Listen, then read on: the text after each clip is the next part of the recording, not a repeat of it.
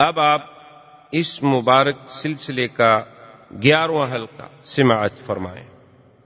تو اس قسم کے جبریل سے، اور پھر وہ جبریل کے جس کو اللہ نے قرآن میں فرمایا کہ علمہ شدید القویٰ ذو مرۃ فاستویٰ وہو بالافق الاعلیٰ، اللہ فرماتے ہیں کہ وہ قوت والا، طاقت والا جبریل شدید القویٰ، اس سے کہاں بھاگ جاتا جناب براق؟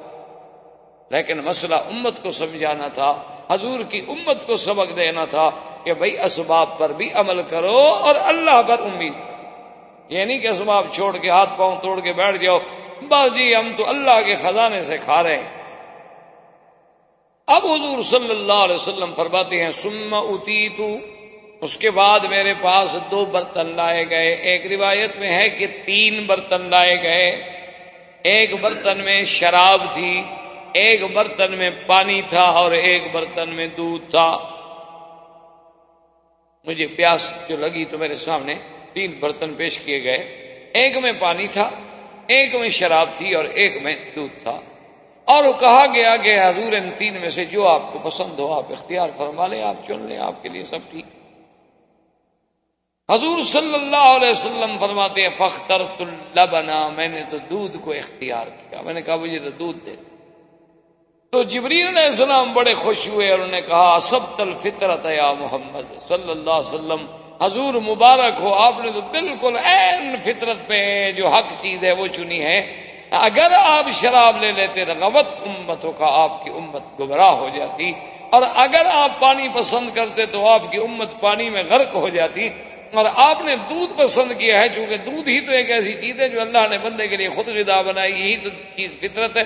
جیسے ہر بچہ فطرت پہ پیدا ہوتا ہے، اس کی غذائے فطرت جو ہے وہ دودھ ہے، کہ ماں کے بطن سے اسے دودھ ملتا ہے اور کوئی چیز نہیں ملتی۔ اگر اس سے کوئی دنیا میں غذا اور اچھی ہوتی تو اللہ اور اچھی دے دیتے، اللہ کے آگے کیا مشکل ہے؟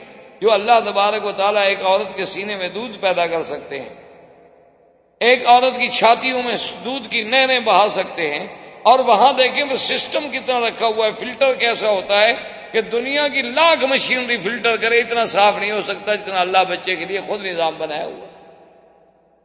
تو آپ نے وہ برتن لے لیا، اور اس کے بعد کہتے ہیں جبریل علیہ السلام مجھے لے کر مسجد اقصیٰ کی طرف داخل ہوئے، اور مسجد اقصیٰ میں نے دیکھا کہ وہ تو بھری ہوئی، اور بعض روایات میں یہ بھی آیا ہے کہ وہاں اذان دی گئی، اور وہی اذان ہے جو آج مسلمان دے رہے ہیں۔ یہ اذان دراصل اسراء کے زمانے میں مسجد اقصیٰ میں دی گئی اور حضور صلی اللہ علیہ وسلم کے سامنے، تاکہ حضور کو اس اذان کی تعلیم دی جائے اور آپ اپنے صحابہ کو تعلیم دی جا سکے۔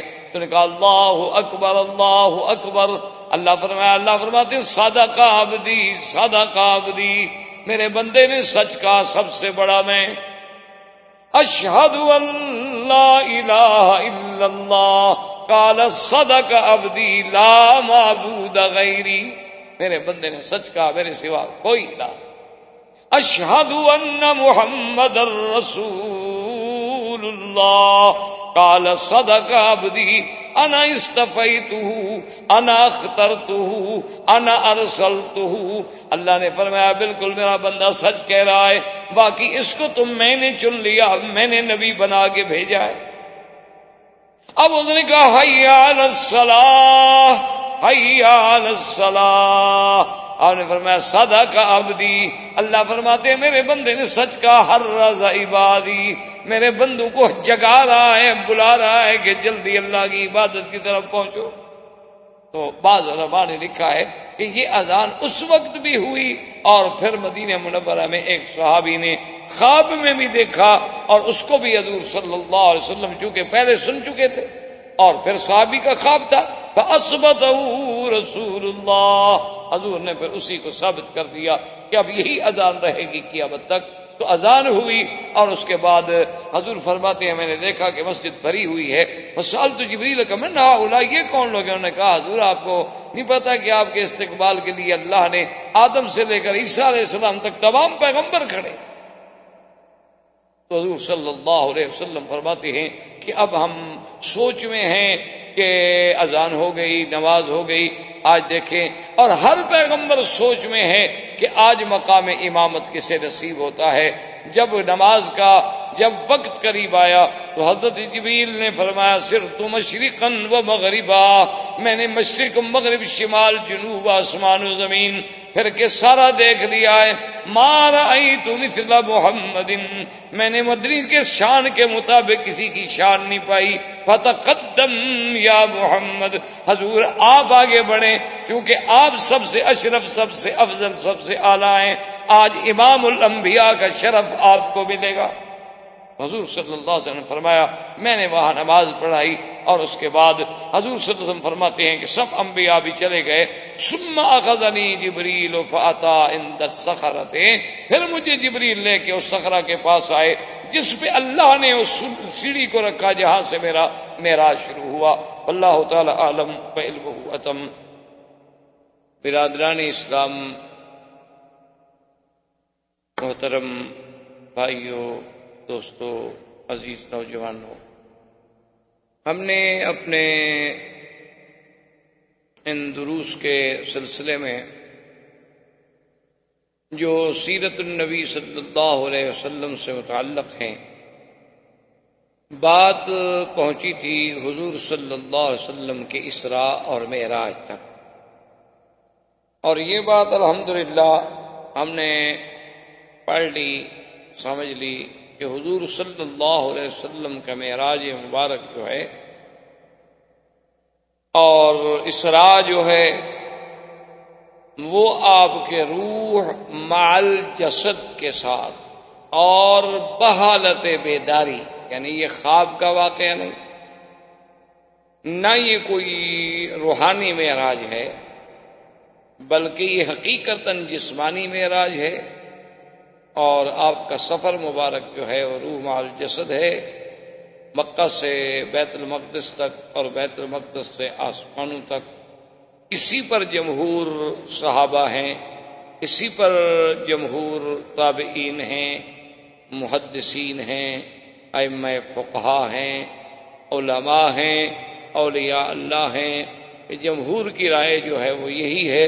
باقی حضور صلی اللہ علیہ وسلم کو معراج متعدد مرتبہ ہوئے ہیں، کبھی خواب میں، کبھی روحانی طور پہ، اس سے کسی کو انکار نہیں. لیکن یہ واقعہ ہے معراج جس کا ذکر اسراء و قرآن میں ہے، یہ واقعتاً معراج جسمانی. اور دوسری بات یہ ہے کہ یہ بھی بہت اختلافات ہیں. بعض علماء فرماتے ہیں کہ ربیع الاول کے مہینے میں ہوا، اور بعض علماء نے لکھا ہے کہ رمضان المبارک میں ہوا، اور بعض علماء نے لکھا ہے کہ یہ رجب کے مہینے میں ہوا. لیکن راجح قول، مشہور قول یہی ہے کہ رجب کا مہینہ تھا، اور حضور صلی اللہ علیہ وسلم آپ کی ہجرت مبارک سے 1.5 سال قبل جو ہے یہ واقعہ عظیم، جس میں حضور صلی اللہ علیہ وسلم کی عظمت شان، آپ کی رفعت، آپ کی بلندی، اور آپ کی قلب مبارک کے لیے تسلی کہ میرے مدنی صلی اللہ علیہ وسلم آپ کفار و مشرکین کے معارضے سے نہ گھبرائیں، نہ دلگیر ہوں کہ آسمان میرے ہیں، یہ زمینیں میری ہیں، یہ کائنات میری ہے. میں نے جب آپ کے لیے آسمانوں کو مسخر کر دیا ہے تو ان لوگوں کا کیا ہے. ہم جب چاہیں گے، یہ تو ہماری حکمت ہے کہ جب کوئی دائی دعوت پہ آتا ہے تو اس کی معارضت بھی ہوتی ہے، موافقت بھی ہوتی ہے اور مخالفت بھی ہوتی ہے، کیونکہ یہ ناممکن ہے دنیا میں کوئی بات، کوئی دعویٰ، اور وہ بھی سچا پیش کیا جائے اور اس کی مخالفت نہ ہو. تو بہرحال حضور کا سفر اور حضور کا معراج جسمانی، اور راجح قول مبارک بھی یہی ہے کہ یہ رجب ہے اور ہجرت سے قبل. اب ہم نے تقریباً درس سابق میں اس بات تک پہنچے تھے کہ حضور صلی اللہ علیہ وسلم براق پر سوار ہو کر بیت المقدس میں پہنچے. راستے میں حضور نے بڑے اللہ کی قدرتوں کے مناظر دیکھے جس کا ذکر آپ سن چکے. مسجد اقصی میں پہنچنے کے بعد سیدنا جبریل علیہ السلام نے وہ ربا آپ کا جو براق تھی اس کو مسجد کے باہر ایک پتھر کے ساتھ باندھ دیا اور پھر حضور کو لے کر اندر تشریف لے۔ اور یہ بات بھی کتابوں میں موجود ہے کہ جتنے اللہ کے انبیاء ہیں حقیقتاً اس کا عدد اللہ کے سوا کوئی نہیں جانتا۔ عام مشہور بات ہے کہ 1,24,000 ہیں، لیکن اللہ اعلم کہ حضرت آدم علیہ السلام سے لے کر حضرت عیسیٰ علیہ السلام تک تمام انبیاء جو ہیں وہ اس مسجد اقصی میں موجود۔ اب اسی پر علماء کرام نے بڑے اختلاف اور بڑے دلائل جمع کیے ہیں کہ بھی سارے انبیاء، اب آدم علیہ السلام کو تو فوت ہوئے، ہزاروں سال گزر گئے، نوح علیہ السلام کی وفات کو ہزاروں سال گزر گئے، سیدنا ابراہیم علیہ السلام کی وفات کو ہزاروں سال گزر گئے، تو سارے پیغمبر جو تھے وہ کیسے وہاں تشریف لائے اور قبر کی زندگی کے بعد انہیں دوبارہ کیسے بھیجا گیا؟ اس پر علماء کی بڑی ابحاث ہیں، بڑے اقوال ہیں اور بڑی دقیق بحثیں ہیں جن سے آپ تعرض نہ کریں تو زیادہ بہتر ہے، کیونکہ وہ خالص علمی مباحث اور وہ اس وقت تک سمجھ نہیں آ سکتے جب تک آدمی کا ان علوم پر دسترس نہ ہو۔ آپ اتنی بات سمجھ لیں کہ اللہ کی قدرت کے آگے یہ بات بعید نہیں کہ اللہ تبارک و تعالیٰ اگر قیامت میں سب کو زندہ کرنے پہ قادر ہیں تو اس سے پہلے بھی قادر۔ ہارون علیہ السلام جب فوت ہو گئے اور بنو اسرائیل اس وقت وادی تیہ میں تھے، وادی تیہ جو ہے یہ مصر اور شام کے درمیان، بیت المقدس کے درمیان میں ایک بہت بڑا صحرا اور ایک بہت بڑا میدان ہے جس کا نام، اور یہ وادی تیہ جو ہے تقریباً 90 میل لمبی اور 27 میل چوڑی ہے۔ اسی میں اللہ نے بنو اسرائیل کو قید کر دیا تھا، 6 لاکھ آدمیوں کو، کہ 40 سال تک وہ اسی میں سرگردان پھرتے رہے اور باہر نہیں نکل سکے۔ تو اسی وادی تیہ میں حضرت سیدنا ہارون علیہ السلام کی وفات ہو گئی۔ ہارون علیہ السلام کے وفات کے کچھ دنوں کے بعد بنو اسرائیل نے نعوذ باللہ آپس میں یہ باتیں کہنی شروع کر دیں کہ ہارون علیہ السلام چونکہ ہمارے ساتھ بڑی مہربانی کرتے تھے، ہمارے ساتھ بہت محبت کرتے تھے، موسیٰ علیہ السلام نے ہی ان کو مار دیا۔ یعنی بنو اسرائیل ایک ایسی قوم ایک عذاب میں مبتلا ہے، اللہ کے نبی کا فرمان نہیں مانا تو اللہ نے ان کو بطور عذاب میدان تیہ میں رکھا کہ انہا محرمۃ علیہم 40 سنۃ یتیہون فی الارض، کہ 40 سال تک میرے نبی اسی زمین میں پھرتے رہیں، اس سے نہیں نکل سکتے۔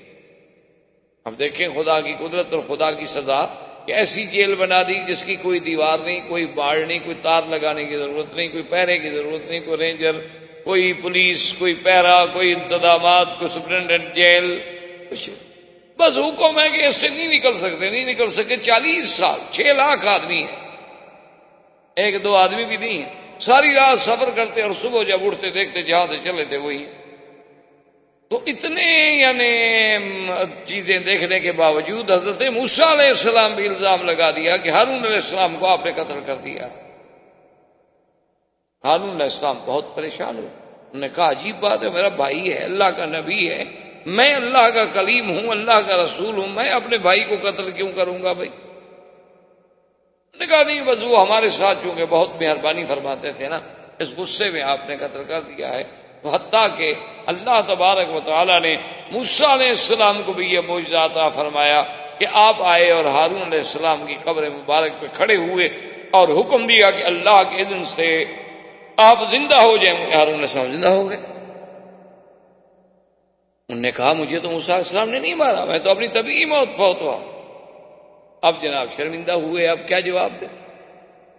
تو اللہ اگر ہارون علیہ السلام کو زندہ کر سکتے، اللہ تبارک و تعالی سرکار دو عالم صلی اللہ علیہ وسلم کو آپ نے صحیح مسلم میں حدیث ہے، آپ نے فرمایا کہ اسی سے اسراء والی رات میں میں ایک جگہ سے گزرا تو میں نے دیکھا کہ موسیٰ علیہ السلام قائم یصلی فی قبرہ، اپنی قبر میں کھڑے ہیں اور نماز پڑھ رہے ہیں۔ اسی طرح حضور صلی اللہ علیہ وسلم نے فرمایا کہ میں نے حج کے موقع پہ دیکھا کہ موسیٰ علیہ السلام ایک اونٹنی پہ سوار ہیں اور کانوں میں انگلیاں دیے ہوئے ہیں اور بڑے زور زور سے لبیک اللہم لبیک لبیک لا شریک لک لبیک ان الحمد والنعمت لک والملک لا شریک لک پڑھ رہے ہیں. تو اگر موسیٰ علیہ السلام وہاں حج کے لیے آ سکتے ہیں اور قبر میں کھڑے ہو کے نماز پڑھ سکتے ہیں تو ان کا بیت المقدس میں آ جانا بھی کوئی بڑی بات. وما ذلک علی اللہ بعزیز، اللہ کے آگے کیا مشکل. اور بعض علماء نے فرمایا کہ جیسے ایک عالم ارواح تھا جس میں صرف ہماری روحیں تھیں، اور ایک عالم دنیا ہے جس میں ہم بس رہے، اس کے بعد ایک عالم برزخ ہے اور اس کے بعد پھر ایک عالم آخرت ہے. انہوں نے کہا اسی طرح ایک عالم مثال ہے. عالم مثال کا معنی یہ ہوتا ہے کہ اللہ تبارک و تعالی نے ان کو مثالی وجود عطا فرمائے کہ وہ قبر مبارک سے بھی خروج لازم نہ آئے اور مثالی وجود کے ساتھ مسجد اقصی میں بھی حاضر ہو جائیں.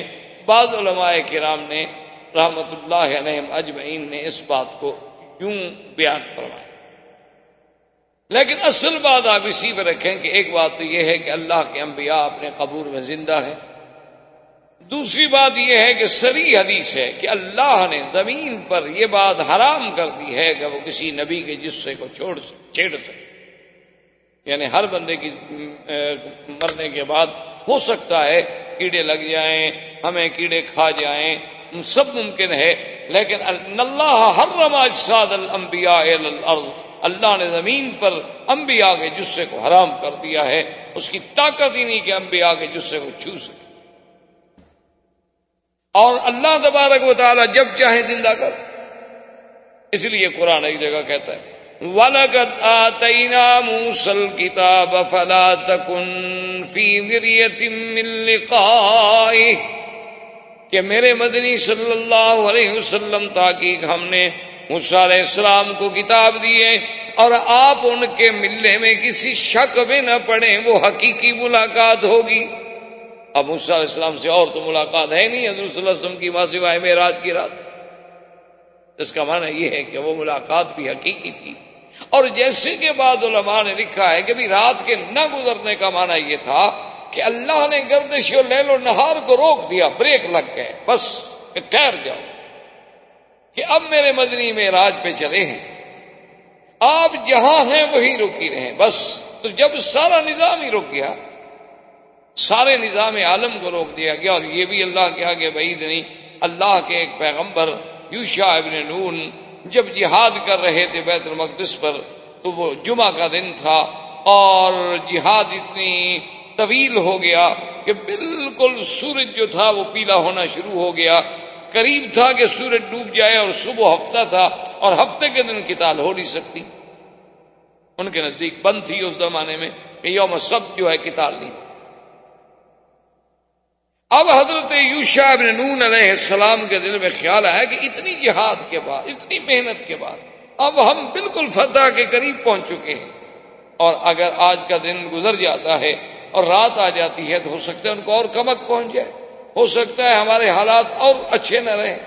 تو حدیث میں موجود ہے کہ آپ نے سورج کی طرف دیکھا اور فرمایا کہ انک مامورۃ وانا مامور، دیکھو تم بھی اللہ کی مخلوق ہو اور تم بھی اللہ کے حکم سے چلتے ہو، اور میں بھی اللہ کا بندہ ہوں اور اللہ کے حکم پر جہاد کر رہا ہوں.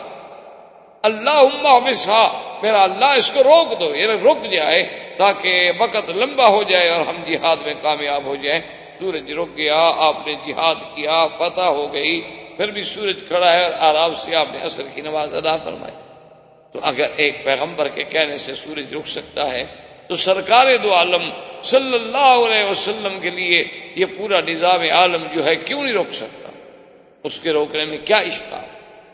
تو اس لیے علماء نے فرمایا کہ اس عالم کو اللہ نے روک دیا اور انبیاء کو وہاں بھیج دیا، اور اللہ کے آگے کوئی مشکل نہیں. اور اسی طرح یہ بھی روایات میں موجود ہے کہ اسی اسراء و معراج کی رات میں اللہ کے ایک فرشتے نے آذان دی. یعنی یہ آذان جو ہے یہ بھی لیلۃ المعراج سے چلی.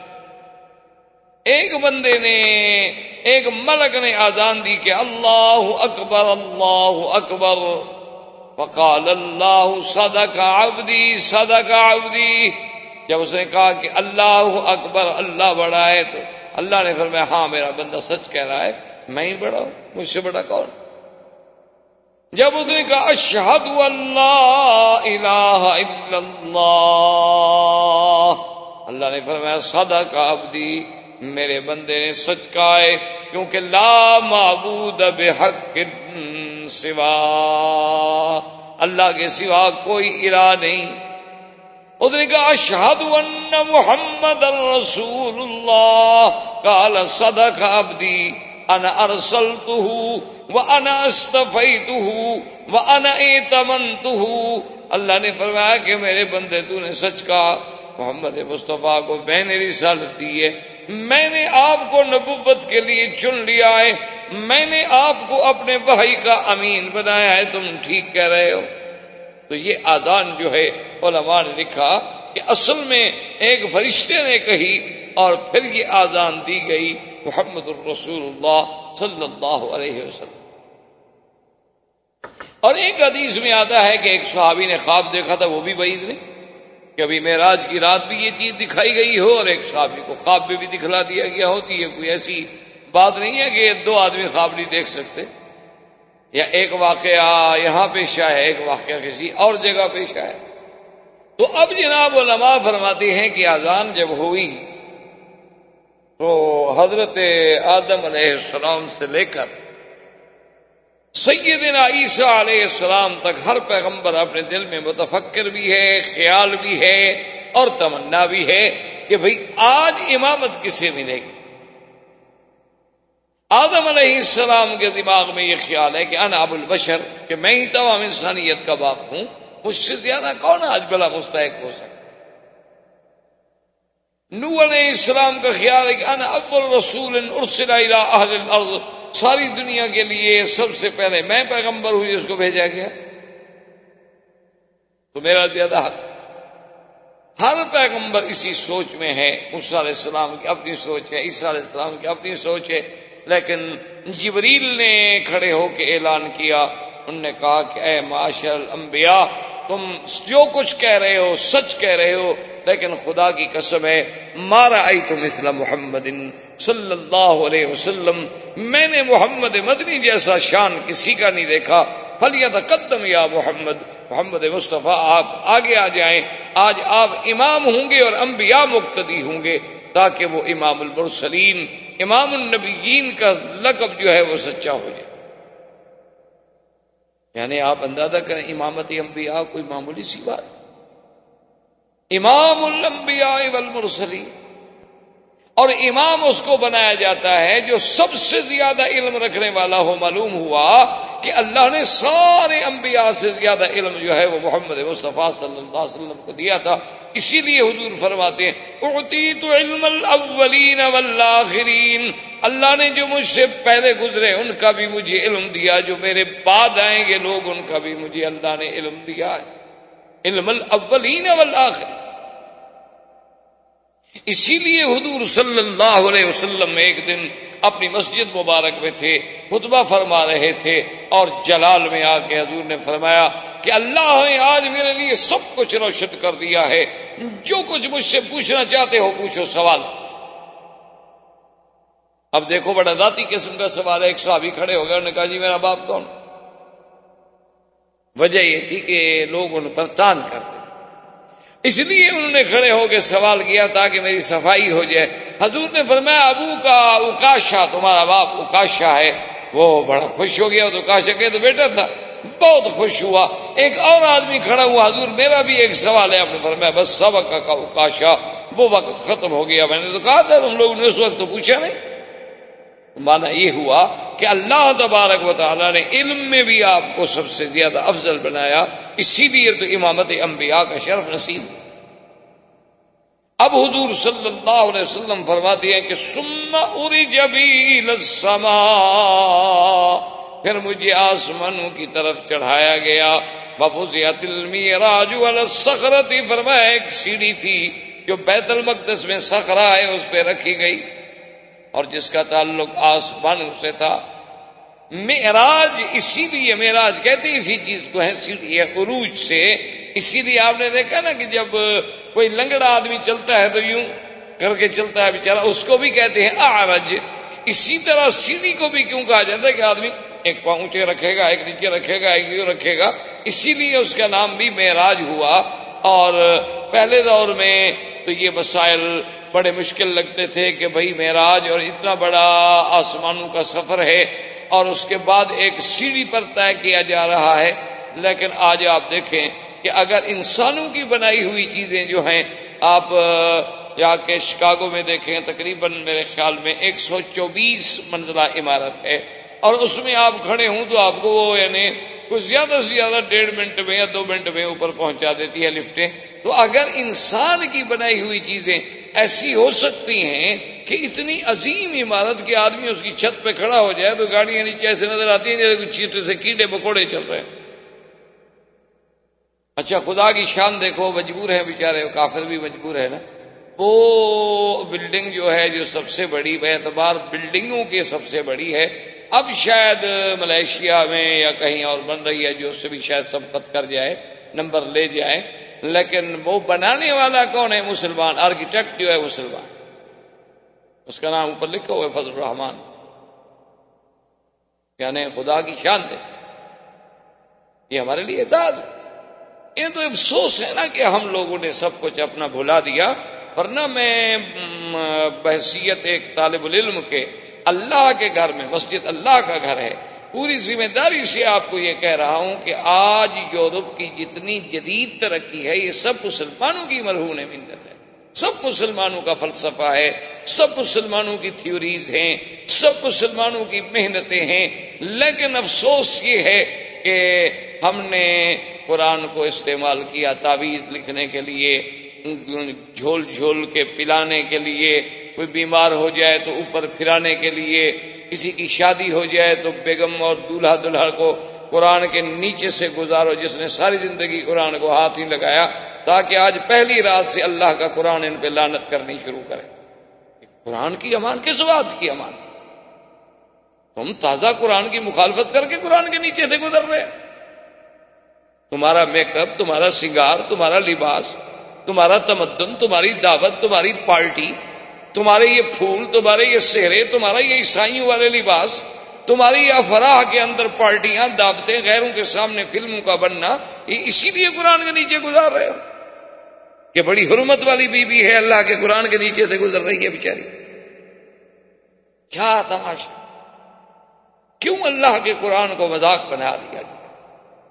اسی لیے اللہ کا قرآن آیا تھا، بی بی فاطمہ الزہرا کو تو کسی نے قرآن کے نیچے نہیں گزارا، ہماری بیٹیاں ان سے بھی بڑا مرتبہ لے گئی۔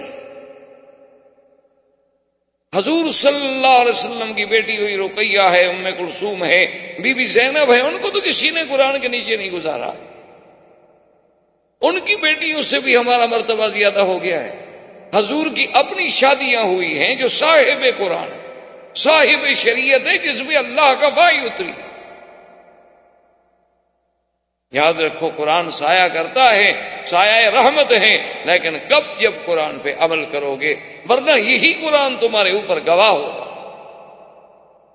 کہ حتیٰ کہ قیامت والے دن اللہ کے آگے قرآن پاک میں موجود ہے کہ قرآن فریاد کرے گا کہ یا اللہ یہ وہ قوم ہے، یہ تیرے بندے ہیں کہ جنہوں نے مجھے چھوڑ دیا تھا، کبھی مجھ پر عمل ہی نہیں۔ ان قوم اتخذوا هذا القرآن مہجورا۔ تو بہرحال میرے کہنے کا مقصد یہ تھا کہ اگر آپ ٹھنڈے دل سے دیکھیں تو حقیقتاً یہ ہے کہ ایک دعویٰ یا ایک علم دیا ہی اللہ کے قرآن نے ہے۔ آج پوری دنیا اٹامک انرجی اور فلاں سب سے پہلے یہ کس نے آئیڈیا دیا تھا، کس نے یہ نظریہ دیا تھا کہ ارسل علیہم طیرا ابابیل ترمیہم بحجارۃ، کہ ایک پرندہ آتا ہے، اس کی چونچ میں ایک پتھر ہے اور اوپر سے ڈالتا ہے اور تباہی کر دیتا ہے۔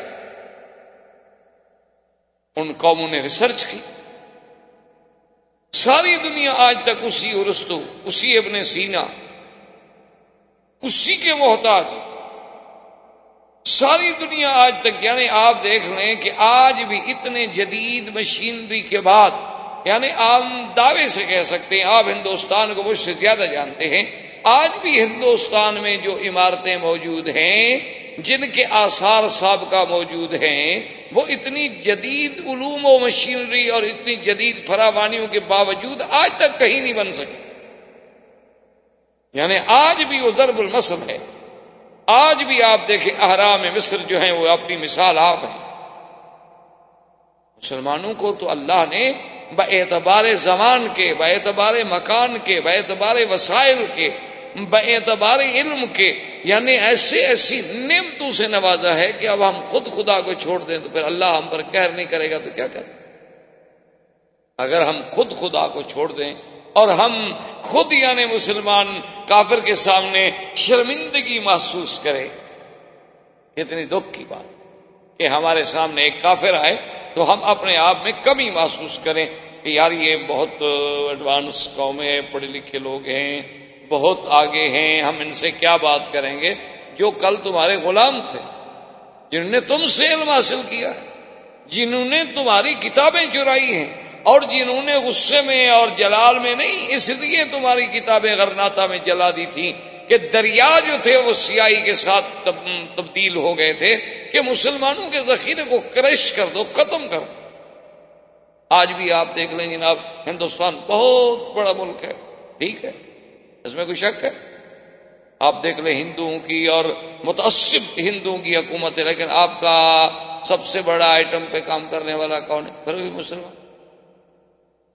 آپ تو کرکٹ نہیں جیت سکتے جب تک مسلمان ساتھ ہوں. ایسی قوم ہے آپ، کرکٹ نہیں جیت سکتے.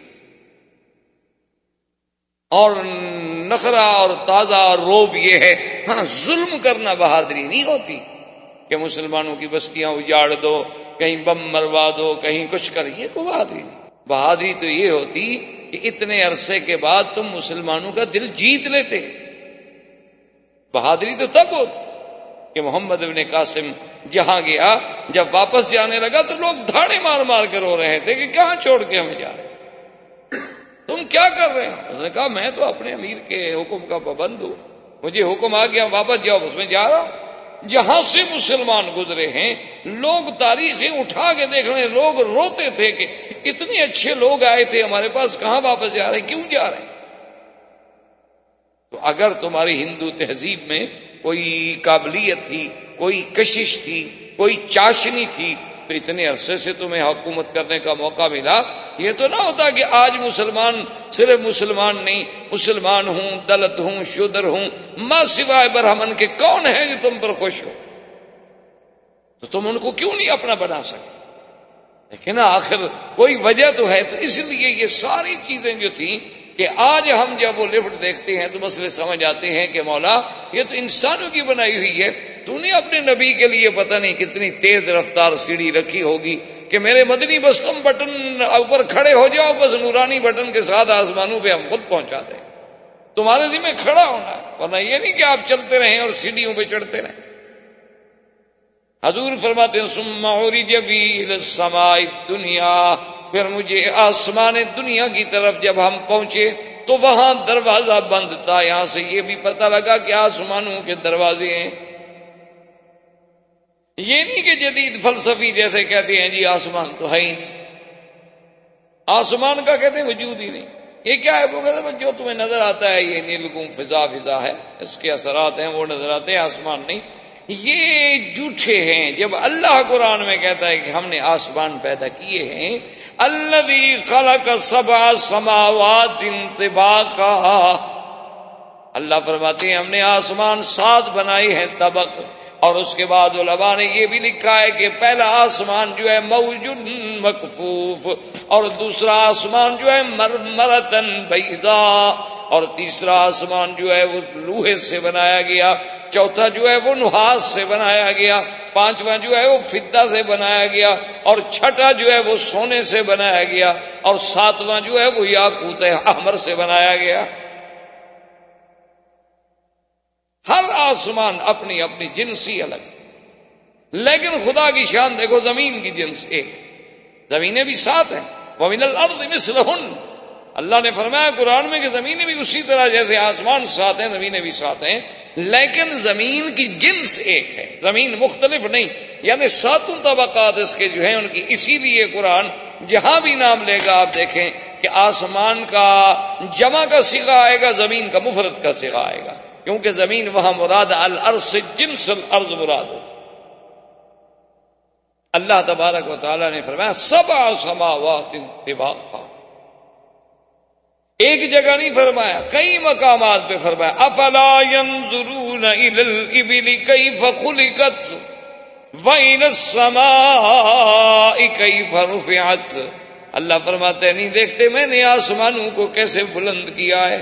کہیں فرماتے ہیں والسماء بنيناها بأيد وإنا لموسعون، کہ آسمانوں کو ہم نے اپنے ہاتھ سے بنایا. آسمان، اور پھر آسمانوں میں دروازے ہیں. قرآن کہتا ہے ففتحنا ابواب السماء بماء منہمر وفجرنا الارض عیونا فالتقى الماء على امر قد قدر. اللہ فرماتی ہیں کہ ہم نے آسمانوں کے دروازے کھول دیے. جب نوح کی قوم پہ عذاب آیا تو ہم نے آسمانوں کو حکم دیا کھول دو دروازے کا، اوپر سے بھی پانی برساؤ. یاد رکھو پانی کے خزانے جو ہیں بعض آسمانوں میں ہیں اور بعض بادلوں میں ہیں. بعض اللہ نے زمین کے نیچے رکھے ہیں اور بعض کو اللہ نے یعنی برف کی شکل میں پہاڑوں کے اوپر جمایا ہوا ہے کہ بغیر ٹینکیاں بنائے ہوئے تمہارا اتنا پانی اللہ نے محفوظ کر دیا ہے. اور وہ اتنی ایسی چیز جامد کر دی ہے کہ اس میں کوئی کچھ جراثیم کچھ اثر ہی نہیں کر سکتا. کوئی چیز قریب جائے خود ٹھنڈے سے مر جائے اور محفوظ. اچھا ایک دن میں دھوپ پہ پڑے تو پگھل جائے، ایسا بھی نہیں ہوتا. اللہ کا ایک ایسا نظام ہے. اور پھر وہ بادلوں یعنی پہاڑوں کے عروق ہیں، رگیں ہیں، ان رگوں کے ذریعے کچھ پانی تو بالکل زمین کے نیچے چلا جاتا، جس کو تم پھر اپنا کنویں کھود کے پانی نکالتے ہو، جس میں تم اپنا. اور کچھ پانی ایسا ہوتا ہے جو زمین کی سطح پہ گرتا ہے، جس کو تم نہروں کے اندر قید کرتے ہو، دریاؤں کے اندر قید کرتے ہو، ڈیم بنا کے پابند کرتے ہو. اور کچھ آسمانوں کے اوپر دریا ہے. اسی لیے روایات مبارک میں آتا ہے کہ عرش جو ہے وہ دریا پر ہے، پانی پر ہے، کیونکہ عرش کے نیچے ایک دریا ہے رحمت. تو اللہ چاہتے ہیں تو کبھی وہاں سے پانی برسا دیتے ہیں اور کبھی چاہتے ہیں تو بادل نیچے سے پانی کے قطرات لے کے اکٹھے ہوتے ہیں اور پھر اس سے پانی برستا ہے. اس لیے قرآن نے دونوں جگہ ذکر کیا. کسی جگہ پر ففتحنا ابواب السماء بماء منہمر، اور کہیں فرماتے ہیں اانتم انزلتموہ من المزن ام نحن المنزلون. کیا ان بادلوں سے تم پانی برساتے ہو؟ کہتے ہیں نا جی وہ زمین کا سکل کا کشش کا جو درجہ تھا، وہ زمین میں وہ درجہ کس نے پیدا کیا؟ سیدھی بات کرو، کیوں کان کو یوں گھما کے پکڑتے ہو؟ زمین تم نے بنائی ہے، ہوائیں تم نے بنائی ہیں، دریا تم نے بنائی. جب خدا نے بنایا سیدھی بات کرو کہ اللہ باغ بارش دیتے ہیں جب چاہتے ہیں، نہیں چاہتے نہیں دیتے ہیں.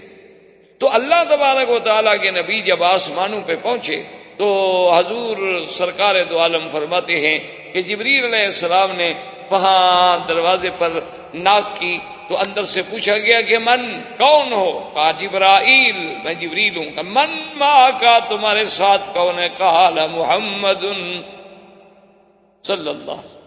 انہوں نے کہا میرے ساتھ تو محمد مصطفیٰ ہے. کہا حل بعث الیہ، کہ آپ کو دعوت بھیج دی گئی معراج کی؟ انہوں نے کہا کہ ہاں. ثم یفتح لا، فرماتے ہیں کہ پھر میرے لیے دروازہ کھولا گیا. اور جب میں آسمان کی سیر کر رہا تھا، اب جناب بڑے بڑے اشکال لوگوں نے کتاب لکھے ہیں جی کہ اللہ نبی آسمانوں پہ کیسے چلے گئے، راستے میں قرۂ زمہریر ہے اور راستے میں کئی قرات ہیں، ان کو عبور کرنا بڑا مشکل ہے، وہ کیسے اس سے جا سکتے ہیں؟ اللہ کے بندے کچھ دیکھو، اصل وجہ یہ تھی کہ جیسے لکھا ہے نا شاہ ولی اللہ محدث دہلوی نے، اللہ ان کی قبر پہ رحمت فرمائے، انہوں نے لکھا ہے کہ اللہ نے جتنے انبیاء کو معجزے دیے ہیں نا، حضرت نوح علیہ السلام سے لے کر سرکار دو عالم حضرت محمد رسول اللہ علیہ السلام تک جتنے معجزے ملے ہیں، اللہ قیامت کے آنے سے پہلے ان معجزات کی مثالیں دنیا میں پیش کر دیں گے، تاکہ قیامت میں کوئی یہ کہہ نہ سکے کہ اللہ میں یہ بات تو عقل میں نہیں آتی تھی، ہم کیسے مانتے۔ تو آج اگر تمہارے صواريخ، آج اگر تمہارے بنائے ہوئے اپنے مکوک فضائی جو ہیں وہ چاند پہ جا سکتے ہیں اور وہ یہ سارے کرے کراس کر لیتے ہیں، تو اللہ کا نبی اگر جانا چاہے اور لے جانے والا بھی خود اللہ کا حکم سے جبریل ہو، تو حضور کیوں نہیں جا سکتے؟ کیا مشکل ہو گئی؟ اور پھر اگر جن جو ہیں وہ آسمانوں کے قریب جا سکتے ہیں، نقعد منها مقاعد للسمع فمن يستمع الآن يجد له شهابا رصدا، کہ ہم نے اپنے سننے کے لیے وہاں ٹھکانے بنا رکھے تھے۔ اگر جن وہاں جا سکتے ہیں تو سرکار دو عالم رحمت دو جہاں صلی اللہ علیہ وسلم وہاں کیوں نہیں جا سکتے؟ حضور فرماتے ہیں کہ جب میں آسمان دنیا میں پہنچا، میں نے دیکھا کہ ایک آدمی ہے، بڑا لمبا قد ہے، کہتی ہے میں حیران ہو گیا کہ ایک آدمی اتنا بڑا قد، اور اس کی ایک کیفیت بھی میں نے دیکھی کہ جب وہ جانب یمین دیکھتا ہے تو خوش ہوتا ہے، مسکرا دیتا ہے، اور جب جانب یسار دیکھتا ہے تو رو دیتا ہے۔ فتعجب، تو میں حیران ہوا، میں نے کہا جبریل من نہا، یہ کون؟ میں نے کہا حضا ابو کا آدم، یہ تو آپ کا ابا آدم ہے، چلے آپ سلام کریں۔ تو حضور صلی اللہ علیہ وسلم فرماتے ہیں میں نے سلام کیا تو آپ نے بھی جواب دیا کہ مرحبا بالنبی الصالح والابن الصالح، کیونکہ یہ حدیثوں میں موجود ہے کہ اللہ نے جب آدم کو پیدا کیا تو ان کا قد مبارک جو ہے وہ 60 ہاتھ لمبا تھا۔ بڑے بعض لوگ عجیب ہوتے ہیں نا۔ اب اسی حدیث مبارک کا ذکر ہو رہا تھا تو ایک آدمی نے سوال لکھا کہ جی آپ نے حدیث مبارک پڑھی ہے کہ آدم علیہ السلام کا قد مبارک جو ہے وہ 60 ہاتھ تھا، تو ہاتھ آدم کے تھے یا ہمارے تھے؟ دیکھیں نا جی قوم کی سوچ ہے نا، ماشاءاللہ بڑی باریک بین قوم ہے ہماری ماشاءاللہ۔ وہ محاورہ نہیں ہے کہ بال کی کھال نکالتے ہیں، یہ وہی قومیں ہیں ماشاءاللہ۔ اللہ ہدایت کے فیصلے فرما دے۔ تو حالانکہ بڑی واضح سی بات تھی، میں نے کہا اللہ کے بندے جب ہم نے آدم دیکھا ہی نہیں تو آدم کے ہاتھوں کا ہمیں کیا پتا بھائی؟ ایک سمپل سی بات ہے کہ اللہ ہمیں جو سمجھا رہے ہیں تو صاف بات ہے کہ ہمارے ہاتھ سے سمجھا رہے ہیں، جو ہاتھ ہم نے دیکھا نہیں اسے سمجھانے کا کیا معنی؟ میں آپ سے کہوں کہ میرے گھر میں جو ریڈیو ہے وہ اس جیسا ہے۔ کون؟ کس جیسا؟ یہ کوئی بات ہوئی؟ میں کہوں گا کہ اس جیسا، تو آپ کو سمجھنے میں تب آسانی ہوگی۔ تو جب اللہ کہہ رہے ہیں 60 ہاتھ، تو 60 ہاتھ کہنے کا معنی یہ ہے کہ تمہارے ہاتھ، آدم کو ہم نے دیکھا نہیں تو آدم کے ہاتھ کا ہمیں کیا پتا؟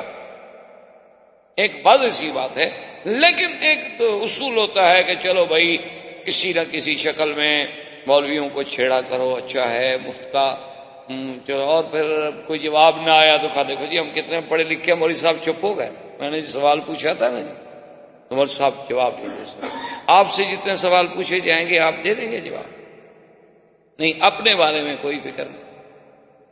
صرف مشکل مسئلہ جو ہے وہ ہے کہ جو تھوڑا سا اللہ کا نام لیتا ہو، اللہ کے دین پہ چلتا ہو، وہ بیچارہ مشکل میں ہوتا ہے۔ اسی لیے وہ تھا نا کہ رقیبوں نے رپٹ لکھوا دی جا کے تھانے میں کہ اکبر نام لیتا ہے خدا کا اس زمانے میں۔ تو آج کل تو اللہ کا نام لینا اور دین کا کام کرنا بھی بڑا مشکل ہوتا ہے۔ عجیب عجیب سوال ہوتے ہیں کہ آدمی جناب پڑھ کے حیران بھی ہوتا ہے اور پھر جواب بھی دینا پڑتا ہے۔ کیا کریں، اس قوم سے گزارا تو کرنا۔ تو بہرحال حضور صلی اللہ علیہ وسلم نے فرمایا کہ میں نے پوچھا کہ جبرائیل یہ ادھر دیکھتے ہیں تو خوش ہو جاتے ہیں، ادھر دیکھتے ہیں رونے لگ جاتے ہیں، کیا بات ہے؟ انہوں نے فرمایا کہ محمد مدنی جب ادھر دیکھتے ہیں تو اللہ ان کو ان کے اولاد کے وہ عالم دکھلاتے ہیں ارواح کا، جو مومن ہیں جو جنت پہ جانے والے ہیں، تو خوش ہو جاتے ہیں کہ ماشاءاللہ میری اولاد میں اتنی جنت پہ جائیں گے۔ اور جب شمال دیکھتے ہیں تو وہ دکھلائے جاتے ہیں جنہوں نے جہنم میں جانا۔ تو آخر باپ ہے، اولاد کتنی گندی ہو باپ کو تو تکلیف ہوگی۔ اس کے بعد حضور فرماتے ہیں ثم ذهبت اذا ارجت الى السماء الثانیہ، پھر میں دوسرے آسمان پہ پہنچا فاذا بابنی خالہ، میں نے وہاں حضرت عیسیٰ اور یحییٰ سے ملاقات کی۔ اسی طرح پھر تیسرے آسمان پہ تشریف لے گئے، حضرت ادریس سے ملاقات ہوئی، پھر حضرت ہارون سے ملاقات ہوئی، اور چھٹے آسمان پہ حضرت موسیٰ علیہ السلام سے ملاقات ہوئی، اور ساتویں آسمان پہ جب پہنچے تو حضور فرماتے ہیں کہ میں نے دیکھا کہ ایک گھر ہے اور اس کے ساتھ ایک آدمی ٹیک لگا کے بیٹھے ہیں، اور اتنا فرمایا خوبصورت ہیں، اتنا ان کے چہرے پہ جمال ہے، داڑھی مبارک سینے تک ہے، اور حضور نے فرمایا یوں سمجھ لو کہ بالکل ان کی شکل جو تھی میری شکل سے ملتی تھی۔ تو میں نے پوچھا کہ جبریل من ھذا، یہ کون ہے؟ فرمایا ابو کا ابراہیم، آپ کا ابا ابراہیم ہے۔ تو میں نے کہا جبریل یہ گھر کیا ہے؟ فرمایا بیت المعمور، یہ آسمان والوں کا کعبہ ہے، جیسے اللہ نے زمین میں کعبہ بنایا ہے اسی طرح ساتویں آسمان پر بھی کعبہ ہے۔ اس کعبے کا طواف بندے کرتے ہیں اور اس کعبے کا طواف اللہ کے فرشتے کرتے ہیں، اور کل یوم 70,000 ملک، 70,000 فرشتہ دن میں آتا ہے طواف کرنے کے لیے۔ اور جبریل نے کہا کہ محمد عربی اسی سے اندازہ لگا لو اللہ کے فرشتوں کا کہ جس نے ایک دفعہ طواف کر لیا اس کو قیامت تک پھر نمبر نہیں ملے گا۔ 70,000 طواف روز کرتے ہیں، اور ان کو پھر جو کر گئے بس وہ کر گئے، پھر ان کو قیامت تک موقع نہیں ملے۔ حضور صلی اللہ علیہ وسلم فرماتے ہیں کہ جب میں ساتویں آسمان پہ پہنچا اور اس کے بعد مجھے لے جایا گیا سدرۃ المنتہا، ایک درخت ہے بیری کا، اور اس کو منتہا کیوں کہتے ہیں یاد رکھیں کہ اللہ سے جو احکام آتے ہیں وہ بھی وہی آتے ہیں، پھر وہاں سے فرشتوں کو ملتے ہیں، اور نیچے سے جو ہمارے اعمال جاتے ہیں وہ بھی وہی تک پہنچتے ہیں، منتہا ہوگی، بس انتہا۔ تو حضور فرماتے ہیں کہ جب میں سدرۃ المنتہا پہ گیا تو میں نے وہ درخت دیکھا، فرماتے ہیں وہ کوئی درخت تھا عجیب سا درخت، فَإِذَا أَوْرَاقُهَا كَآذَانِ الْفِيلَةِ، اس کے پتے ایسے تھے جیسے ہاتھی کے بڑے بڑے کان ہوتے ہیں، ہاتھی کے بڑے بڑے کان ہوتے ہیں۔ تو اس طرح بعض علماء نے فرمایا کہ اللہ نے حضور صلی اللہ علیہ وسلم کو بھی ہاتھی دکھلایا، تبھی تو حضور نے تشبیہ دی، اور فرمایا وَإِذَا ثَمَارُهَا، اور اس کو جو پھل لگے ہوئے تھے، جو بیر لگے ہوئے تھے وہ ہماری طرح کے نہیں تھے، فرمایا کلال حجر، جیسے بنو حجر کے مٹکے ہوتے ہیں نا بڑے بڑے، ایسے بڑے بڑے بیر تھے اس کے۔ اور حضور نے فرمایا کہ اس کے ہر پتے پہ اللہ کا فرشتہ تھا، اور اس کے بعد فرماتے ہیں کہ میں ابھی کھڑا دیکھ رہا تھا کہ اس کو ایک نور نے ڈھانپ لیا، جس کو قرآن کہتا ہے یغشی السدرۃ ما یغشی ما کذب الفؤاد ما رأى لقد رأى من آیات ربہ الکبریٰ۔ اللہ تبارک و تعالیٰ فرماتے ہیں کہ جب ڈھانپ لیا ڈھانپنے والی چیز اس رحمت نے سدرہ کے درخت کو، اور اس کے بعد جو کچھ میرے مدنی نے دیکھا بالکل حقیقت ہے، نہ تو آنکھوں کو دھوکہ لگا ہے اور نہ دل میں کوئی غلط خیال آیا، بلکہ اللہ نے آپ کو اپنی بڑی بڑی نشانیاں دکھلائی ہیں۔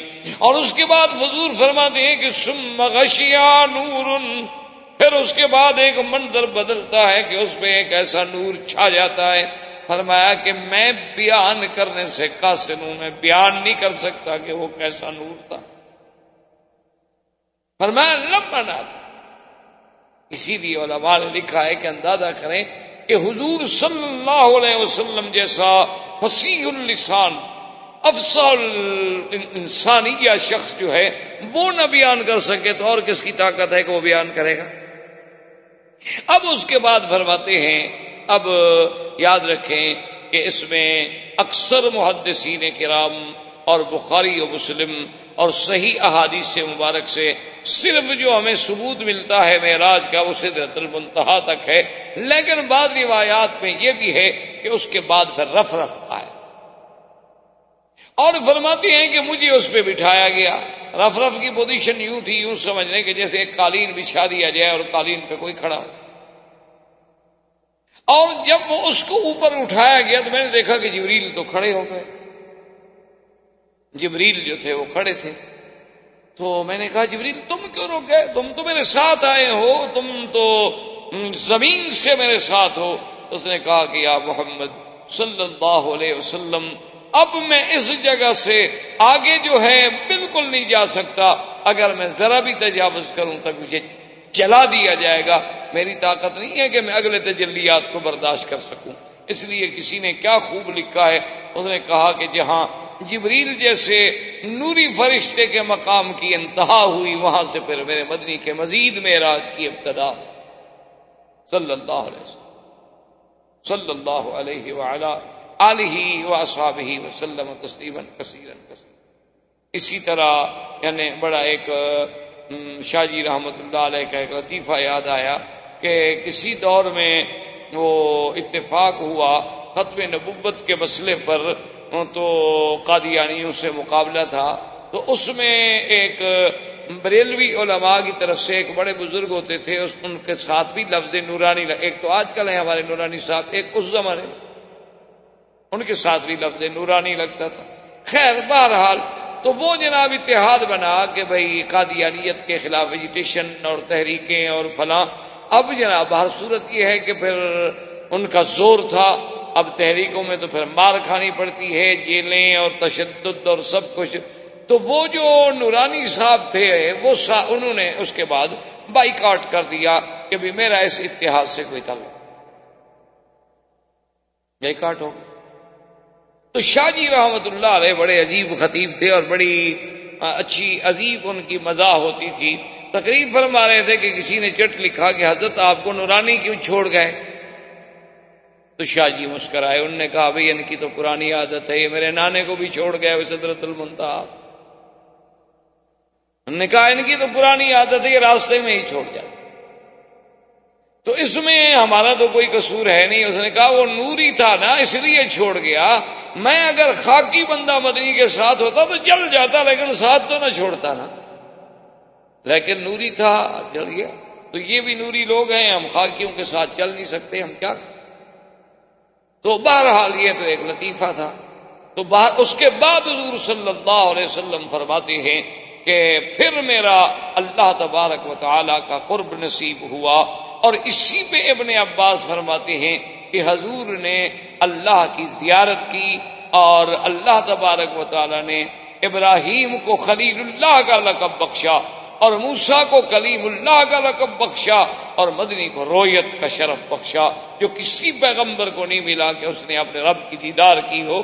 یہ صرف ملا تو سرکار دو عالم صلی اللہ علیہ وسلم کو ملا. اور اس کے بعد اللہ نے فرمایا کہ میرے مدنی آپ کی امت کے لیے تحفہ ہے کہ فرضت علی امتک 50 صلاۃً، کہ 50 نمازیں ہم نے آپ کی امت میں فرض کی. پہلے احکام بڑے سخت ہیں. اچھا اگر جنابت ہو جائے مثلا 7 دفعہ غسل، اگر کپڑا پہ کچھ لگ جائے تو پہلے تو ایک حکم تھا کہ کاٹ دو، پھر حکم ملا کہ 7 دفعہ دھو گے تو تب پاک. اور نمازیں بھی 50 ہوئی. 50 نمازیں فرض ہونے کے بعد جب حضور صلی اللہ علیہ وسلم ایک ہدیہ عظیمہ لے کے آئے، اسی لیے علماء نے لکھا ہے کہ یاد رکھو ساری شریعت جو ہے وہ جبریل لے کے آئے ہیں. ایک نماز ہے جو خود میرا مدنی محمد مصطفیٰ لے. ہر حکم نبی جتنا ہے، رمضان کے روزے ہیں، حج ہے، زکوٰۃ ہے، جہاد ہے، نکاح ہے، طلاق ہے، میراث ہے، احکام ہے، سب لانے والا جبریل ہے. ایک نماز ایسی چیز ہے جو لانے والے خود محمد الرسول. اور جیسے ملی کب؟ معراج کی رات میں. اسی لیے حدیث میں آتا ہے کہ نماز جو ہے دراصل یہ بھی مومن کا معراج ہے. کہ مومن جب نماز پڑھتا ہے، حدیث میں آتا ہے کہ ایسے انداز میں نماز پڑھو کہ انک ترا، کہ گویا تم خود خدا کو دیکھ رہے ہو. اور اگر یہ مرتبہ حاصل نہیں کر سکتے، ابھی اس مقام پہ تمہارا گزر نہیں ہوا، تو فَإِن لَّمْ تَكُن تَرَىٰ فَإِنَّهُ يَرَاكَ، وہ تو آپ کو دیکھ رہا ہے. کم از کم یہ تو تصور کر لو. یہ تو نہیں کہ نماز پڑھ رہے ہو دور سے دیکھا جائے معلوم ہوتا ہے کہ کھیل رہے ہیں, کوئی رومال بنا رہا ہے, کوئی کپڑے ٹھیک کر رہا ہے, کوئی جناب ماشاءاللہ کبھی گھڑی نکال کے ٹائم دیکھ لیتے ہیں, کبھی پیسے نکال کے اس جیب میں ڈال دیے, کبھی اس کو پکڑ کے ادھر کھڑا کر دیا, کبھی اس کو ادھر کر دیا. نماز نہ ہوئی, تماشا ہوا. اور پھر دلائل دیتے ہیں کہ جی جائز ہے, بالکل جائز ہے, ضرورت کے لیے, تھوڑا ہے کہ کھیلتے رہو. ہم بھی مانتے ہیں کہ جائز ہے, لیکن جب ضرورت ہو. یہ کہاں لکھا ہوا ہے کہ بلا ضرورت بھی جائز ہے؟ اور جی حضور صلی اللہ علیہ وسلم 2 قدم آگے تشریف لے گئے تھے, پھر 2 قدم پیچھے, تو نفل نماز پڑھ رہے تھے, فرض میں تو کبھی نہیں. نفل نماز میں تو توسع ہوتا. تو بہرحال خیر, حضور صلی اللہ علیہ وسلم جب واپس آئے, حتیٰ کہ پتہ ہے ایک آدمی حضور کے سامنے اس نے صرف یوں کیا نماز میں, یوں تھوڑا سا کھجا, انسان ہے, کھجلی ہو جاتی ہے. حضور نے فرمایا لو خشع قلبہ لخشعت جوارحہ, اگر اس کے دل میں خشوع ہوتا تو اس کے ہاتھ میں بھی خشوع ہوتا, کبھی نہ ہلتے. اس کا مطلب ہے کہ اس کے دل میں ڈر نہیں, جس کے دل میں ڈر ہو وہ ہلے گا تھوڑا, یا وہ کوئی دوسری بات سوچ سکتا ہے. آپ دیکھیں ایک ہائی کورٹ کے جج کے سامنے آپ کھڑے ہوں, دیکھیں کیا حال. ایک مجسٹریٹ کے سامنے کھڑے ہوں, دیکھیں آپ کیا حال. اپنے متعلقہ آفیسر امیڈیٹ باس کے سامنے کھڑے ہوں, دیکھیں آپ کا کیا حال ہے. لیکن خدا کی دربار میں جو چاہ مرضی. اور جی سر ننگا بھی نماز ہو جاتی, ہاں جی بالکل ہو جاتی, کون کہتا نہیں ہوتی. بغیر قمیض کے بھی ہو جاتی ہے, جب وہ اتارتے ہو قمیض بھی اتار دیا کرو, کیا فرق پڑتا ہے. نماز تو اس کے بغیر بھی ہو جاتی, بغیر قمیض کے بھی نماز ہو جاتی. صرف آدمی کے سرہ سے لے کر گھٹنے تک اگر کپڑا باندھا ہوا ہے اور باقی بدن پہ کپڑا نہ ہو تو نماز تو ہو جاتی ہے. تو پھر جب آپ آتے ہیں, آج کل گرمی کا موسم اچھا ہے کہ بات تو بھی لٹکا دیا, نماز پڑھ کے پھر جب واپس گئے تو پہن لی. تو تماشا ہوا, کوئی عبادت تو نہ ہوئی نا جی. کہ جو آدمی جو چاہے, جس کی مرضی آئے, جو چاہے, خود فلسفہ, خود حکم, خود قاضی, خود منصف, خود گواہ, خود شاہد, خود بیان کرے. اور اللہ کا قرآن کہتا ہے یا بنی آدم خذوا زینتکم عند کل مسجد, کہ جب میرے لیے نماز کے لیے آؤ تو پوری تیاری کر کے آؤ کہ اللہ کے دربار میں جا رہے ہو. اچھی طرح لباس ہو, کپڑے اچھے ہوں, خوشبو لگی ہوئی ہو, وضو کر کے آؤ اور بالکل خشوع خضوع کے ساتھ, قلب و قالب کے ساتھ اللہ کی طرف متوجہ ہوں. جب اللہ اکبر کرو, اللہ حضور نے فرمایا کہ جب تم نے نظر ذرا ادھر ہٹا دی تو اللہ بھی اپنی نظر رحمت ہٹا دے. اللہ کا نبی تو نظر نہیں ہٹانے دیتے اور ہم کھیلتے رہیں. حضور صلی اللہ علیہ وسلم کو جب 50 نمازیں فرض ہوئی اور 50 نمازیں لے کر آپ واپس آئے, تو جب آپ چھٹے آسمان پہ تشریف لائے تو آپ کو سب سے پہلے حضرت موسیٰ علیہ السلام نے استقبال کیا, اور موسیٰ علیہ السلام نے پوچھا کہ ماذا فرض علیک یا محمد, کیونکہ یہ سنت اللہ ہے کہ اللہ جب کسی کو اتنی بلندیوں پہ پہنچاتے ہیں تو پھر کچھ نہ کچھ اس کے لیے احکام بھی نافذ فرماتے ہیں. کیا فرض ہوا؟ حضور نے فرمایا فرض علی امتی 50 صلوات, میری امت پہ اللہ نے 50 نمازیں فرض کی ہیں. موسیٰ علیہ السلام نے کہا ارجع الی ربک فاسألہ التخفیف, کہ محمد مصطفیٰ مہربانی کرو واپس جاؤ, اللہ سے تخفیف مانگو. کہاں 50 نمازیں آپ کی امت پڑھے گی؟ میں نے بنو اسرائیل کو دیکھا ہے, وہ 3 نمازیں نہیں پڑھتے, آپ کی امت 50 نمازیں پڑھے گی. آپ کی امت تو ماشاءاللہ, یہ تو ہو سکتا ہے کہ وہ 50 فلمیں بیٹھ کے دیکھ لے 24 گھنٹے میں, لیکن 50 نمازیں نہیں پڑھ سکتے. فلم دیکھے نا ماشاءاللہ جناب, 80 سال کا بوڑھا بھی ہو تو بالکل نظر ہلتی نہیں, معلوم یہ ہوتا ہے کہ بالکل یہاں رک گئی ہے اور جام ہو گئی ہے پتلی. اور اللہ کے کعبے میں آئے تو کبھی ادھر رخ ہے, کبھی ادھر رخ ہے, کبھی ادھر رخ ہے. پتہ نہیں کیا قوم ہے, ہم کدھر جا رہے ہیں, مجھے تو آج تک یہ سمجھ نہیں آ سکتا. بلکہ ایک میرا دوست ہے, مر گیا بیچارے, اللہ ان کی قبر پہ رحمت فرمائے, بالکل بوڑھے آدمی, 70 سال سے بھی عمر زیادہ تھی میرے خیال میں, اور بڑی ماشاءاللہ بیچارے بوڑھے ہو گئے تو اینک شینک بھی لگاتے تھے. تو ایک دن میں کبھی کبھی جاتا تھا ان کی خبر گیری کرنے کے لیے, تو ایک دن میں گیا تو بیٹھے تھے اپنے کمرے میں, بڑی مشکل سے بیچارے اٹھے, بوڑھے آدمی تھے, دروازہ کھولا اور بیٹھ گیا. جب تو اپنا میں نے دیکھا کہ وہ سامنے تو ٹی وی شیوی چل رہا ہے, میں نے کہا تو اس کو تھوڑا سا بند کر دیں گے, میں کر دوں, آپس میں باتیں کرنے کے لیے. میں نے کہا میں ایسا کوئی نیک آدمی نہیں کہ نیکی کے لیے بند کر رہا ہوں, میں نے آپ سے باتیں کرنی. تو خیر میں نے اس کو بند کر دیا. تو اس کے بعد وہ رو کے جناب سننے لگے کہ ابھی مجھے ایسے تھوڑی سی نیند آ گئی تھی, ابھی سیدنا ابو بکر صدیق رضی اللہ تعالیٰ عنہ کی زیارت ہوئی, ابھی تشریف لائے تھے. میں نے کہا حضرت فلم چل رہی تھی اور اس وقت بند تھی. جب حضرت ابو بکر آئے تھے تمہارے کمرے میں بدبخت فلم چل رہی تھی اور حضرت صدیق بھی یہاں آئے تھے. میں نے کہا مجھے پاگل بناتے ہو یار, کسی اور بے وقوف الو کو مرید بناؤ, میں اتنا جلدی نہیں بے وقوف بنتا تمہارے آگے. اور تمہارے یہاں فلم چل رہی اور کہتے ہو ابھی سیدنا صدیق آئے تھے. کیا بکواس کر رہے ہیں؟ خدا کا خوف کرو, اللہ سے ڈرو کہ جہاں یہ منکرات ہوں وہاں تو کوئی فرشتہ داخل نہیں ہوتا کہ جائے کہ سیدنا ابو بکر آ جائے. نہیں جی نہیں, اصل میں وہ میں نیند کی بات کر رہا تھا. میں نے کہا اچھی نیند کی بات کر رہے ہو, فلم چل رہی ہے, 80 سال کی تمہاری عمر ہے, تمہیں نیند ہے, اس کو تو بند کر دو. اس کو کیوں نہیں بند کیا؟ چلو تمہیں تو نیند ہے, اس کو کون دیکھ رہا ہے؟ یعنی جب ہمارے بوڑھوں کا یہ حال ہوگا تو ان بچوں سے ہم کیا امید کر سکتے ہیں؟ ان سے کیا توقع کر سکتے ہیں؟ یہ تو پیدا بیچارے فلمی دور میں ہوئے ہیں. ان کا کیا گناہ ہے کہ کسی ایکٹر کی شکل بنائیں, کسی کے بال بنائیں, کسی کی کاپی کریں, جین پہن کے. جان تو ایک تو خیر ہماری جان چھوٹی ہے, جب سن نے جین پہننی شروع کیا نہ یہ غلطی ہے نہ دھونے کی ضرورت پڑتی ہے. والدین کو ایک بہت بڑا فائدہ ہو گیا, اور اتنا کہ 2 سال پیشاب کرتے رہو سارا اس کے اندر جذب ہو جاتا ہے.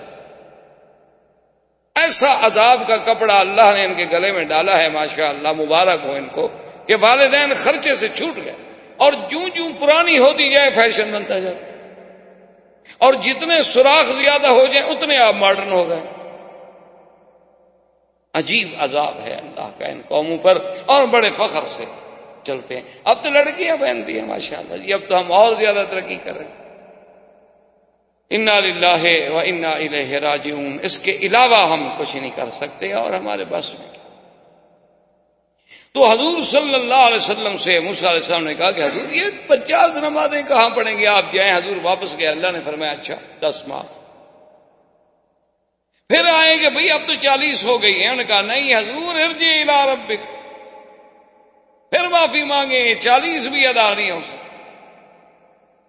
اب علماء نے کتنی عجیب بات لکھی ہے. انہوں نے کہا کہ یہ 5 دفعہ حضور گئے, 5 دفعہ آئے, تو موسیٰ علیہ السلام بھی ایک ہی دفعہ کہہ دیتے, یا حضور ہی ایک دفعہ معافی مانگ لیتے, اور اللہ بھی ایک ہی دفعہ معاف کر دیتے. تو انہوں نے کہا کہ دراصل اللہ چاہتے تھے کہ میرے مدنی کو ایک معراج نہیں, ایک معراج میں 5 دفعہ پھر معراج ہو جائے. ایک دفعہ تو بیت المقدس سے ہو, اور ایک دفعہ پھر سدرۃ المنتہا سے ہو اللہ کی طرف. اور موسیٰ علیہ السلام یہ چاہتے تھے کہ رب ارنی انظر الیک, کہ میں نے تو اللہ کو دیکھنے کی درخواست کی تھی, اللہ نے قبول نہ کی. میں خدا کو تو نہ دیکھ سکا, لیکن جو آنکھیں خدا کو دیکھ رہی ہیں میں ان کو تو دیکھتا رہوں بار بار. کم سے کم یہ آنکھیں خدا کو دیکھ چکی ہیں, چلو میں خدا کو نہ دیکھ سکا تو محمد مدنی کی آنکھوں کی زیارت تو کرتا رہوں, ورنہ تو ایک دفعہ میں بھی معافی ہو سکتی. آخر جب 5 نمازیں رہ گئیں اور اللہ نے یہ فیصلہ فرما دیا کہ آپ کی امت پڑھے گی 5 لیکن لکھیں گے ہم 50, لا یبدل القول لدی, کہ میرے مدنی ہمارے ہاں فیصلے نہیں بدلے کرتے. لیکن اب یہ ہے کہ امت آپ کی نماز تو 5 پڑھے گی, من جاء بالحسنۃ فلہ 10 امثالھا, لیکن ثواب جو ہے ہم ان کو 50 کا دیں. واپس آئے, موسیٰ علیہ السلام نے کہا حضور پھر جاؤ. فرمایا انی استحییت ربی, اب مجھے بار بار درخواست کرنے سے حیا, اب اللہ نے جو فیصلہ فرما دیا ہے مجھے قبول ہے. وآخر دعوانا ان الحمدللہ رب العالمین. برادران اسلام, اس سلسلہ دروس میں ہم نے کافی دنوں سے اپنے دروس کا تعلق جو ہے وہ سیرت نبی پاک صلی اللہ علیہ وسلم سے رکھا ہے, اور الحمدللہ کہ اللہ تبارک و تعالیٰ کی توفیق سے, عنایت سے, فضل و کرم سے حضور صلی اللہ علیہ وسلم کی سیرت مبارک کے کچھ پہلو آپ کے زمانہ ولادت سے لے کر آپ کے اسراء و معراج تک بات پہنچی.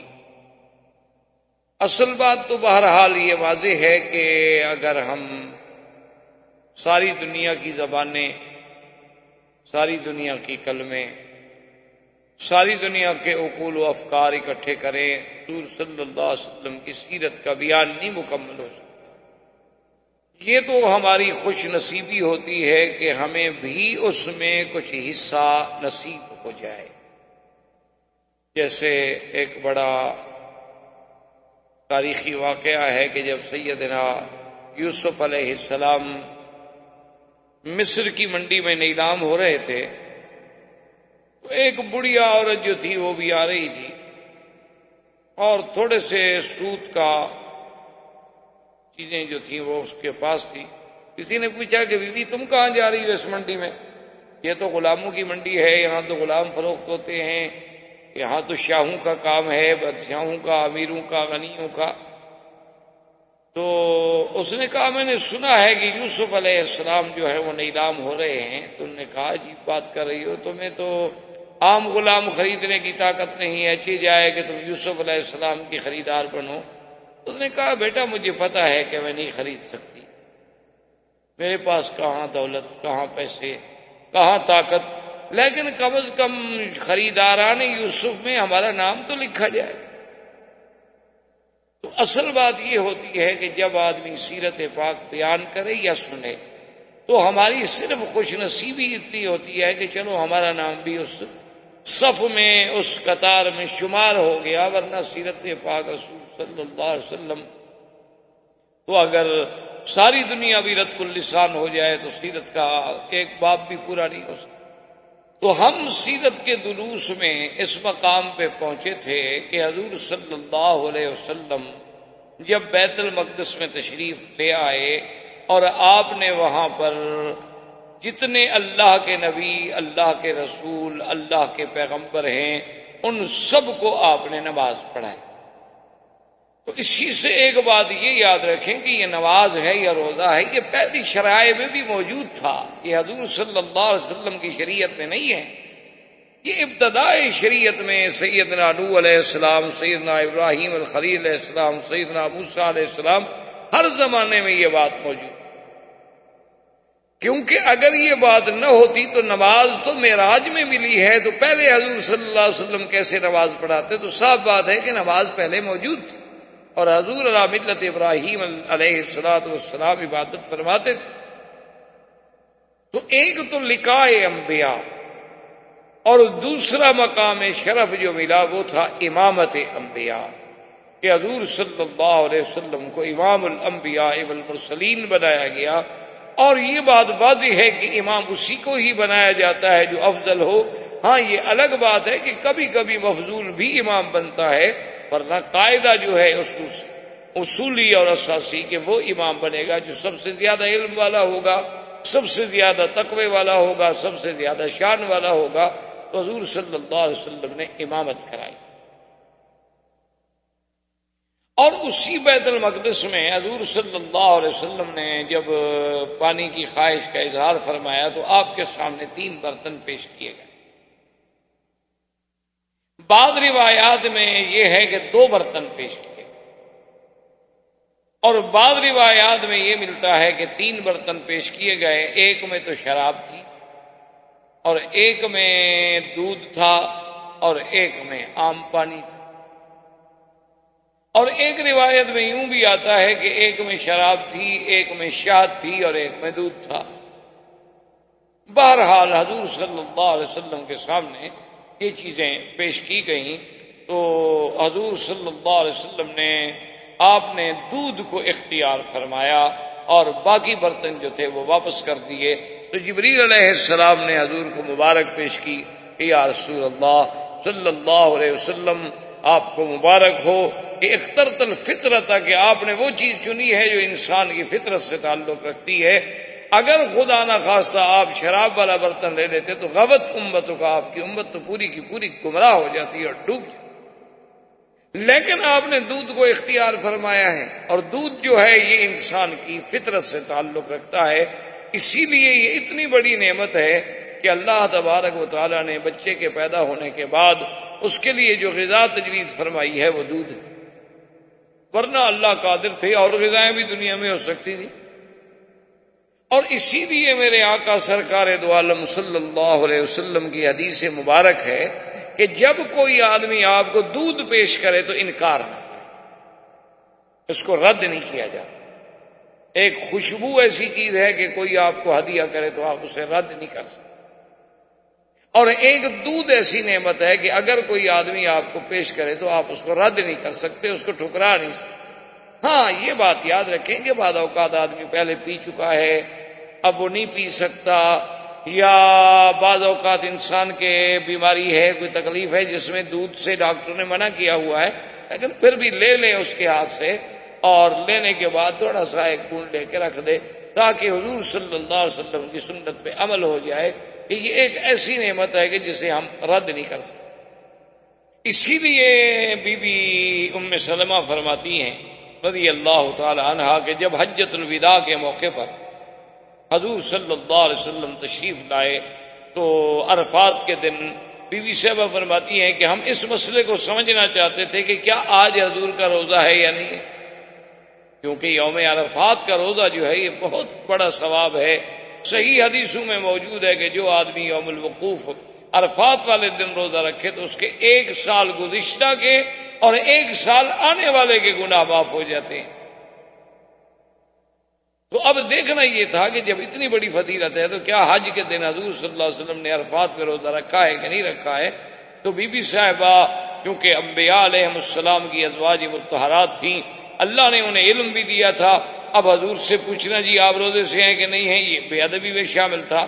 تو بی بی صاحبہ نے دودھ کا پیالہ بھیجا حضور کی خدمت میں، کیونکہ بی بی جانتی تھی کہ حضور دودھ کبھی رد نہیں فرماتے، تو اگر آپ کو روزہ نہیں ہے تو لازمی بات ہے کہ آپ دودھ نوش فرما لیں گے، اور اگر آپ دودھ نوش نہ فرمائیں اور لے کے کسی اور کو دے دیں تو اس کا مطلب ہے کہ آپ روزے کے ساتھ۔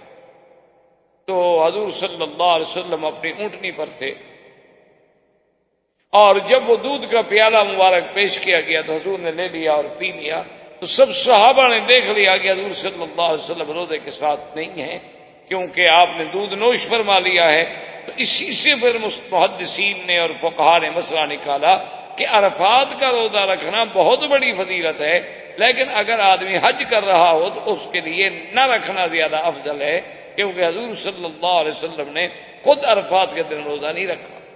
ایک آدمی حج پہ نہیں جاتا، جیسے آپ مکے میں ہیں، آپ کی ڈپٹی ہے، آپ حج پہ نہیں جا رہے تو آپ روزہ رکھ لیں، 1 دن کا روزہ ہے، کون سا مشکل ہے۔ لیکن جو آدمی حج پہ جا رہا ہے اس کے لیے چونکہ محنت ہے، اس نے دھوپ میں جانا ہے، عرفات میں کھڑا ہونا ہے، گاڑی نہیں مل رہی، خیمہ نہیں مل رہا، بسیں نہیں مل رہی، وقت پہ انتظام نہیں ہو رہا، غسل کا پانی نہیں مل رہا، اس کے لیے اسلام نے اجازت دے دی کہ وہ اگر روزہ نہ رکھے تو ٹھیک ہے، ورنہ حضور صلی اللہ علیہ وسلم خود روزہ رکھ لے۔ تو اب حضور صلی اللہ علیہ وسلم فرماتے ہیں کہ ثم عرج بی الی السماء، اب مجھے پھر آسمانوں کی طرف، یہاں سے حضور کا معراج شروع، مکہ سے مسجد اقصی تک کا جو سفر ہے اس کا نام ہے اسراء، یہ معراج نہیں ہے، یا نہیں، گویا ایک تمہید ہے معراج، لیکن یہ معراج نہیں۔ اور اس میں اللہ تبارک و تعالیٰ کی کروڑوں حکمتیں کہ پہلے مکے میں شق صدر ہوا، آپ کا سینہ مبارک کھولا گیا، اس میں اللہ تبارک و تعالیٰ کی رحمت سے ایسی چیزوں کا اضافہ کیا گیا تاکہ آگے جن قرات سے میرے آقا نے محمد پاک نے گزرنا ہے وہ قرات آپ پہ اثر نہ کر سکے۔ اور دوسرا ایک ایسی سواری پر سوار کیا گیا کہ جس کا نام براق، برق، کہ جہاں نظر پڑتی ہے وہاں قدم پڑتا ہے۔ اور اس کے بعد پھر لقاء انبیاء علیہم الصلاۃ والتسلیم کے حضور کی اور اشتیاق بڑھ گیا، اور پھر حضور فرماتے ہیں کہ میرے معراج کی ابتدا جو ہوئی ہے وہ بیت المقدس سے ہوئی ہے، اور بیت المقدس مسجد اقصی میں ایک جگہ ہے صخرہ، اس کو کہتے ہیں صخرۃ بیت المقدس، ایک بہت بڑا پہاڑی، یعنی ایک بہت بڑا پتھر، وہاں پر سیڑھی رکھی گئی۔ تو اب جب پہلے دور میں ہم چھوٹے سے ابتدائی دور میں کب کتابیں پڑھتے تھے تو بڑی عجیب سی حیرت ہوتی تھی کہ بھی سیڑھی پر آسمانوں کی طرف چڑھایا جانا ایک بڑا مشقت والا کام ہے، کہ جب آسمانوں کا فاصلہ جو ہے وہ تقریباً زمین سے لے کر پہلے آسمان تک 500 سال کا فاصلہ ہے، یعنی اگر آدمی پیدل چلے تو حضور صلی اللہ علیہ وسلم کے لیے سیڑھی کا آخر کیوں انتظام فرمایا گیا؟ تو اب جناب یہ ہے کہ اب جب اس دور میں سائنس ہمارے سامنے جدید ایجادات کا ذریعہ بنی اور جدید وسائل کا ذریعہ بنی، تو اب ہم نے دیکھا کہ آپ دیکھتے ہیں نا حرم شریف میں بھی ماشاءاللہ ایکسیلیٹر لگے ہیں کہ آپ کھڑے ہو جائیں اور سیڑھی خود بخود چل رہی ہے، آپ کچھ نہیں چل رہے، آپ کو کوئی مشقت نہیں ہو رہی۔ یہاں تو خیر بڑے تھوڑے سے فاصلے کے ہیں۔ ابھی ہم ہانگ کانگ میں جب ختم نبوت کے دورے پہ پچھلے ہفتے میں وہاں گیا تھا، تو وہاں اسٹینلے کی ایک مسجد ہے جو ہانگ کانگ کی تاریخ کی سب سے پہلی مسجد، جس پہ کم از کم 2 صدیاں بیت چکی، 200 سال بیت چکے ہیں اس مسجد کو، اور آج بھی اللہ کی شان ہے کہ وہ مسجد قائم و دائم ہے اور آباد ہے۔ اور اب تو خیر وہاں کے مسلمانوں نے ماشاءاللہ ایک بہت بڑا اس کے لیے جامع منصوبہ بنایا ہوا ہے، لیکن بس وہ کچھ کورٹ پرابلمز ہیں کہ لوگ اس کی جائیداد پہ مسجد کے ساتھ جو جگہ ہے اس پہ قابض ہیں، ان کا اٹھانا مشکل ہو رہا ہے مسلمانوں کا۔ تو بہرحال میرے کہنے کا مقصد یہ تھا کہ جب اس مسجد کے لیے ہم گئے ماشاءاللہ تو کئی میل تک ان سیڑھیوں سے ایکسیلیٹر سے جانا پڑتا ہے کہ بھئی وہ اتنی اونچائی پہ ہے کہ بس آپ ایک پہ کھڑے ہو گئے، پھر اس پر آپ نے کچھ سفر طے کیا، پھر آپ تھوڑا سا پیدل چلے، پھر ایک اور ایکسیلیٹر آ گیا، پھر ایک اور آ گیا، تو میلوں تک کا سفر جو ہے وہ سارا اسی ذریعے سے طے ہوتا ہے، اور آدمی کو کوئی تھکن نہیں، کوئی احساس نہیں، کہ آپ نے قدم رکھا ہے، آپ کھڑے ہیں، آپ کوئی حرکت نہیں کر رہے، آپ تو نہیں چل رہے۔ تو اگر عقول انسانی ایسی آسان چیزیں بنا سکتی ہے تو جو عقول انسانی کا خالق ہے اس کے لیے ایسی سیڑھی بنانی کیا مشکل تھی کہ وہ سیڑھی پہ حضور کھڑے ہوں اور بس آسمان پہ پہنچ گئی؟ کون سا مشکل ہو جائے گا؟ جس نے انسان کو پیدا کیا، جس نے عقل انسانی کو پیدا کیا۔ اسی لیے ایک حدیث پاک مبارک میں یہ بھی آتا ہے کہ اول ما خلق اللہ القلم ثم خلق الدوات، یعنی خلق النون ثم خلق العقل۔ اللہ نے سب سے پہلے قلم پیدا فرمائی، اس کے بعد دوات پیدا فرمائی، اور اس کے بعد عقل پیدا فرمائی، اور اس کے بعد فرماتے ہیں وقال الجبار، اللہ فرماتے ہیں کہ اعجب الخلق الی العقل، کہ میری مخلوقات جو چیزیں میں نے پیدا کی ہیں نا، سب سے زیادہ پسندیدہ چیز جو ہے میرے پاس وہ عقل ہے۔